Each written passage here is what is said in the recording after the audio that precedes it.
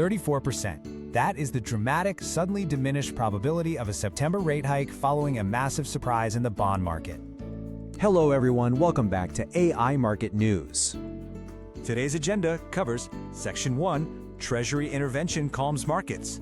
Section 2, Fed Minutes Reveal Hawkish Stance. Section 3, U.S. Stocks Rise and the Dollar Falls. Section 4, Yen and Nikkei Rebound Strongly.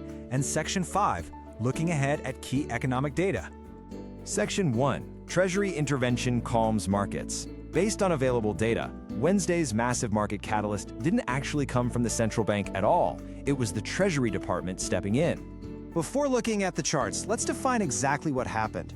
The Treasury announced a surprise move to at least double the size of its long-term bond buyback operations.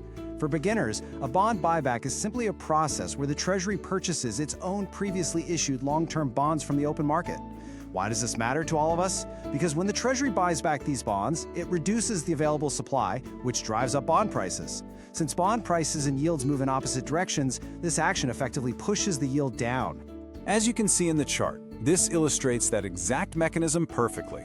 After weeks of relentless selling that had it hovering near 4.7%, the 10-year Treasury yield fell sharply, settling right around 4.65% immediately following the Treasury's announcement. Section 2, Fed Minutes Reveal Hawkish Stance. Let's contrast those actions with what the central bank is actually saying.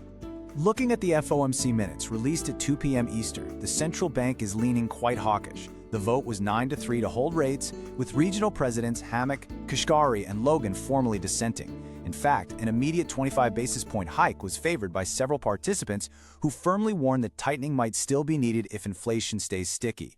Interestingly, Chair Warsh even proposed reducing the number of annual meetings from 8 down to 6, though no conclusion was reached on that front. We're looking at a massive contrast here: the Fed's hawkish words versus the Treasury's dovish actions.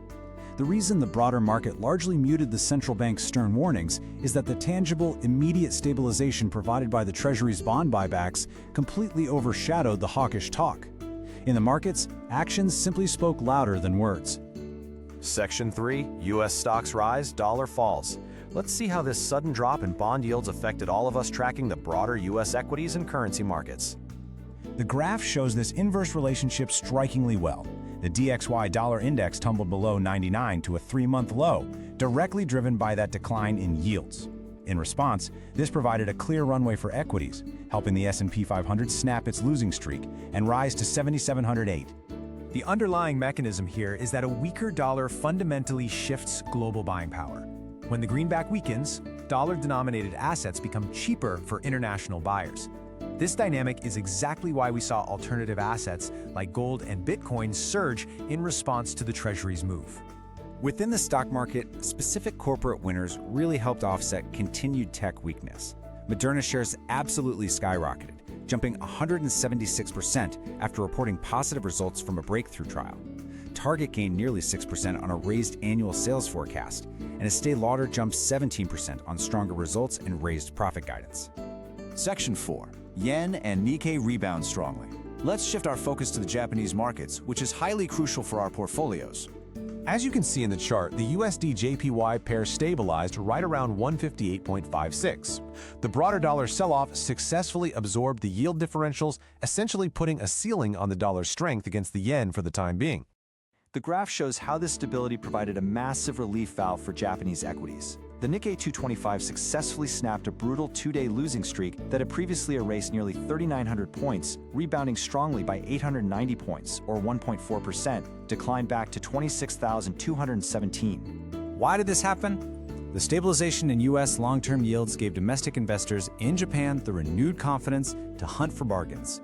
They specifically targeted previously hammered semiconductor and AI stocks, triggering a wave of share buybacks and a broad-based rally across the region. Section 5. Looking Ahead, Key Economic Data. Before we close today's explainer, let's look at the upcoming economic calendar to prepare for what comes next. Here is the timeline all of us should be watching. Thursday brings weekly jobless claims and the Philadelphia Fed Manufacturing Index at 8:30 a.m. Eastern. Then on Friday, the S&P Global Flash PMIs arrive at 9:45 a.m. Eastern. These data points are absolutely critical because they will test if the labor market is remaining tight enough to keep the rate hike debate alive for the Fed, despite the Treasury's interventions. So what should all of us take away from this? While the Treasury's buyback expansion acts as a powerful near-term stabilizer for the markets, the underlying tensions, like sticky inflation, geopolitical risks, and a central bank that is clearly more hawkish than recent actions suggest, remain entirely unresolved. The market correction might be pausing for now, but the fundamental debate about our economic direction is far from settled. The real question is, if the Treasury is putting out the fire today, what happens when the Fed decides to strike a match tomorrow? Thanks for watching. Please subscribe and hit the like button.